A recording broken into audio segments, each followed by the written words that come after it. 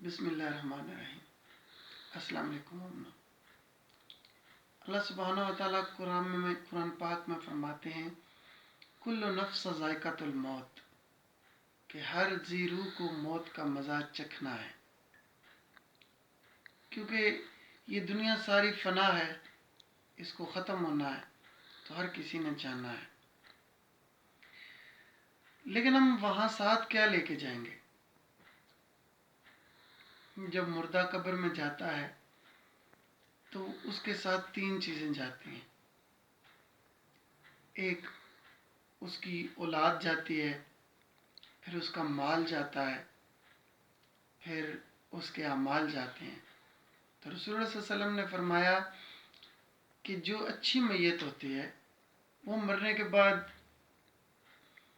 مطلب یہ چاہتی ہے کہ جلد از جلد اس کو اپنے اگلے معاملے کی طرف جلد از جلد لے جایا جائے، اور جو بری میت ہوتی ہے تو وہ پریشان ہو جاتی ہے کہ میرے ساتھ کیا ہوگا۔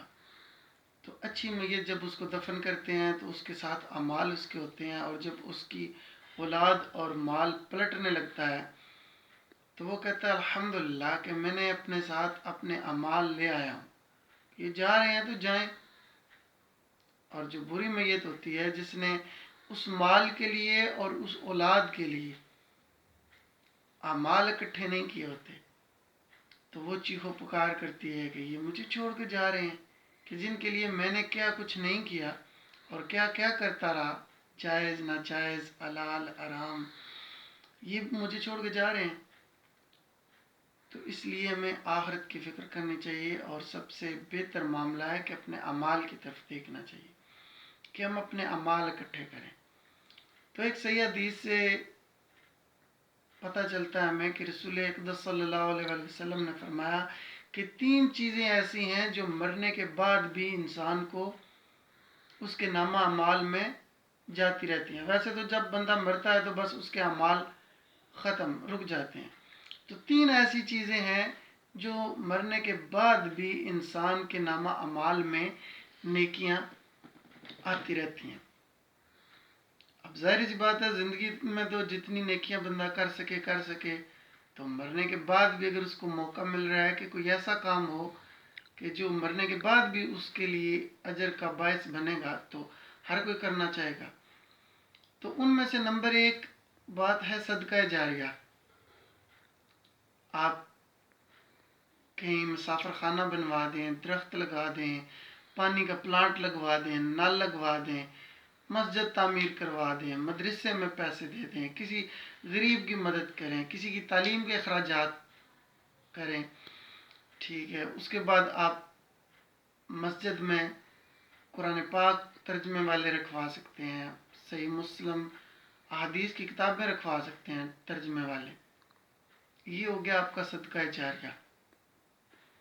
یہ آپ کو مرنے کے بعد بھی جب تک وہ استعمال ہوتا رہے گا، لوگ اس سے مستفید ہوتے رہیں گے، تو یہ آپ کے نامہ اعمال میں نیکیاں لکھی جاتی رہیں گی۔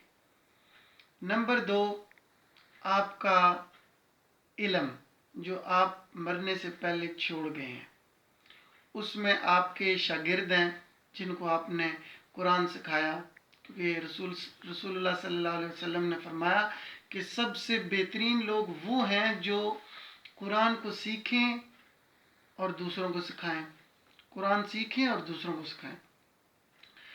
تو حدیث کا علم ہے، اور کوئی بھی نیک علم جو اسلام کا علم ہے، وہ آپ کسی بھی شکل میں، شاگردوں کی شکل میں، آپ ویڈیوز کی شکل میں، آپ کتابوں کی شکل میں، آپ کیسے بھی مرنے سے پہلے چھوڑ گئے ہیں، وہ جب بھی کوئی سنے گا اور اس سے مستفید ہوگا اور اس کی وجہ سے اسلام کی طرف راغب ہوگا، تو اس کا ثواب آپ کو ملتا رہے گا۔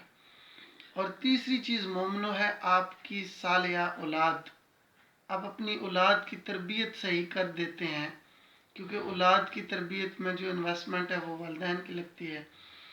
تو مرنے کے بعد اگر وہ نماز پڑھتے ہیں، قرآن کی تلاوت کرتے ہیں، روزے رکھتے ہیں، وہ حج کرتے ہیں، وہ عمرہ کرتے ہیں، وہ کوئی بھی نیک عمل کرتے ہیں، کسی کے ساتھ بھلائی کرتے ہیں، خیرات کرتے ہیں، صدقہ کرتے ہیں، وہ برائی سے بچتے ہیں، نیک کام کرتے ہیں، کسی کو نیکی کی ترغیب دلاتے ہیں، تو وہ سارے کا سارا معاملہ اس میں سے کچھ حصہ آپ کو بھی ملتا رہے گا، کیونکہ آپ کی ان کے اوپر انویسٹمنٹ ہے اور آپ نے ان کی صحیح تربیت کی ہے۔ تو وہ آپ کے لیے اگر ختم نہ بھی کرائیں، اسپیسیفکلی اتنے قرآن پڑھ کے وہ لوگوں میں شو آف نہ بھی کریں، وہ خود سے گھر میں کلام الہی کی ایک آیت بھی پڑھیں گے، اس کا ثواب بھی مرنے کے بعد آپ کو ملے گا۔ ٹھیک ہے، تو انویسٹمنٹ کریں اپنے بچوں پر، ان کی تربیت اسلام کے مطابق کریں، اور تاکہ وہ آپ کے مرنے کے بعد آپ کے لیے باعث مغفرت بن سکے۔ تو یہ 3 کام تھے۔ کوشش کیا کریں کہ اپنے اکاؤنٹس اوپن کروا لیں، جیسے دنیا میں تو ہم مال کے اکاؤنٹس بھرتے ہی رہتے ہیں، تو کوشش کریں کہ مرنے کے بعد والے جو اکاؤنٹس ہیں وہ بھی آپ کے بھرے ہوئے ہوں جب آپ وہاں جائیں، اور جب تک قیامت تک رہیں تو وہ آپ کے نامہ اعمال بڑھتے جائیں۔ اللہ آپ سب کو جنت الفردوس میں اعلیٰ مقام عطا فرمائے مرنے کے بعد، اور جب تک زندہ رہیں تو ایمان کی حالت میں زندہ رہیں۔ جزاک اللہ خیر۔